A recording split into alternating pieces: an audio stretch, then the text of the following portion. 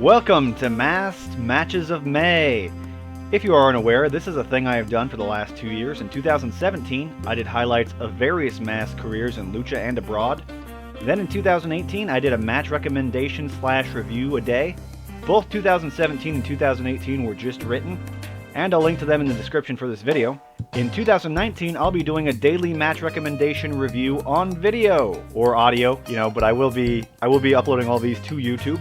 You can participate by commentating on this video and anywhere it's posted. I'd love to hear what others have to say about all of these matches. If you join my Patreon at the $10 level, I'll even let you suggest a match as long as it's easy to watch online, free, and of course includes a masked talent, because it is Masked Matches of May. If you pay $5 on my Patreon, you'll get access to match commentaries, of which there will be one for every match I do this month. These are commentary tracks that you can listen to with the match, hear my thoughts on it, watch along live with me basically. This may be added to the start of all videos, so I'll give a timestamp so that you can skip over this patch, talking about the Patreon.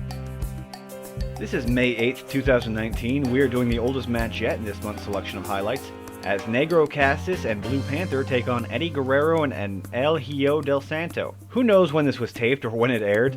Cage Match has no record of it, and the video lists 1987, which we will go with. I'd guess after July 17th, 1987, which is the date Negro Casas lost his hair to El Hijo del Santo at a Los Angeles show. As you can tell here, Negro Casas' hair is looking a little short. Everyone here outside of Blue Panther has been covered before on Masked Matches of May in the past few days, so bios will be a little more brief this time. For longer, slightly different bios on each, check out the episodes they have been in. El Hijo del Santo was on the 1st, Eddie Guerrero on the 3rd, and Negro Casas yesterday on the 7th.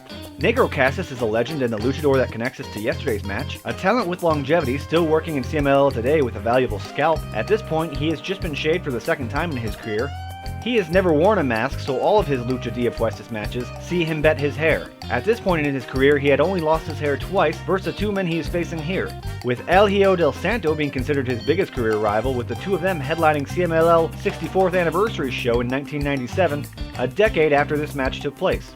Blue Panther is his partner here, who worked for UWA most of the 1980s, UWA being the other big promotion in Mexico from 1975 to 1992. Then AAA started to exist and ate UWA's lunch, with UWA shuttering in 1995. Blue Panther, of course, would be one of the talents that left CMLL behind to work for AAA when it was very hot in its early days, taking his feud with Art Barr from CMLL to AAA, and that being one of the early major stories of AAA. Blue Panther is famously and affectionately called El Maestro Lagunero, or the Master of Lagunero, Maestro meaning master, teacher, trainer, and he being called that because he is considered one of the best technicians of Lucha history, and in general as far as wrestling is considered overall. A maestro of the technical style, often using his wits and skill to get wins, instead of relying on brute force and high flying. Much like Negro Casas, who is the same age, Blue Panther still works for CMLL, and is now joined by both his sons, both using their father's famous mask design, Blue Panther having lost his mask at CMLL 75th anniversary show in 2008 to Villano 5. Eddie Guerrero needs no introduction to most American fans, but just in case you've been living under a rock for the last 30 years, Eddie Guerrero is the youngest son of the Golden Era legend, Gory Guerrero. He got his start in the 1980s, the biggest highlight of his from that decade being the shaving of fellow rookie Negro Casas, otherwise mostly working tags, trios, and atomicos with his brothers.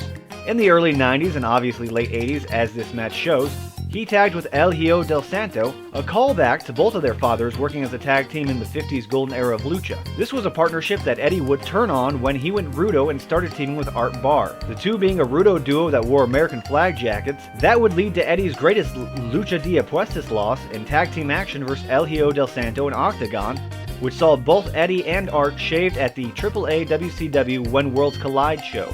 Eddie would then work for New Japan Pro Wrestling, as covered yesterday. I'll show this picture again from the 1993 Super J Cup, in which both Negro Casas and Eddie Guerrero, as Black Tiger, competed. Once done with New Japan Pro Wrestling, Eddie made his way to WCW, then eventually WWE, and the rest is, as they say, history. Sadly, we lost Eddie Guerrero much too young at the age of 38 in 2005.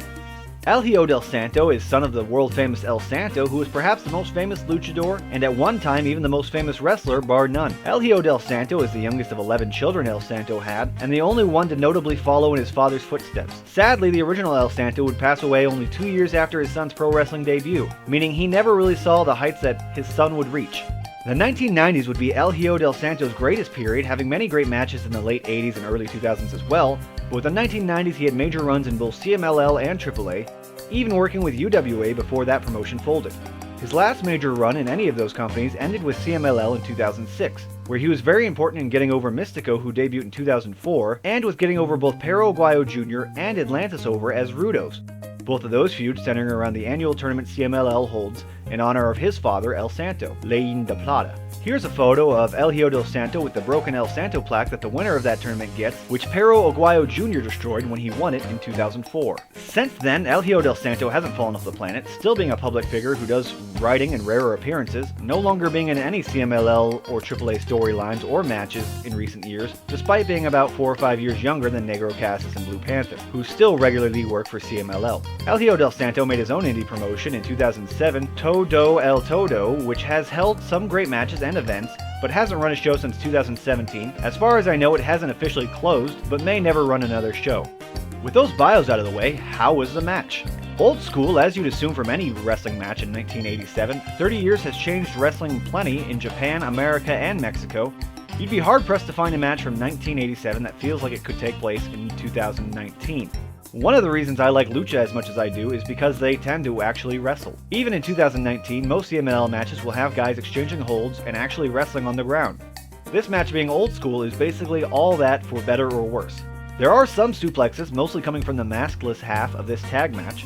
Negro Casas and Eddie Guerrero both using suplexes. Of course, around this time, Eddie was using the bridging German as a finisher, and in the years following, he would switch that to a belly-to-belly out of the corner.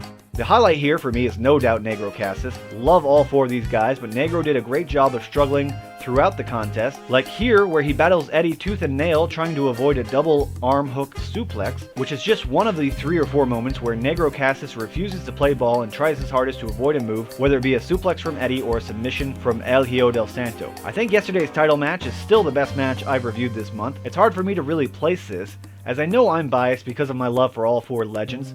Just seeing all these titans in the ring face off. Still really love this tag match and would recommend it. All 4 guys should be well known by any wrestling fan. These are legends of Lucha Libre, 2 still working regularly for CMLL. El Hijo del Santo for the most part is retired, but he did do a show for Stardom recently in 2019, which is a little strange but not that surprising as Stardom obviously loves some Lucha, their logo for ages being an obvious homage to CMLL's logo. Eddie Guerrero, of course as mentioned, passed away in 2005, but will live on forever through classics like this and the many other classics in his catalog. A great wrestling match that, shocker, actually includes lots of wrestling. As mentioned, not sure when or where this took place. The video labels it in 1987. This was most likely a UWA show, but could have been independent. UWA having an old school feel because at this point, in 2019, it's been defunct for over 20 years, shutting its doors in 1995, and thus all of the matches taking place between 1975 and 1995. I recommend checking out more from that promotion if this style of match floats your boat. This is also, of course, a 2 out of 3 falls, which is pretty much the norm for all Lucha before 2000, and is still the norm in CMLL today. That's all for today's match review. This is Lawson Lucha signing out.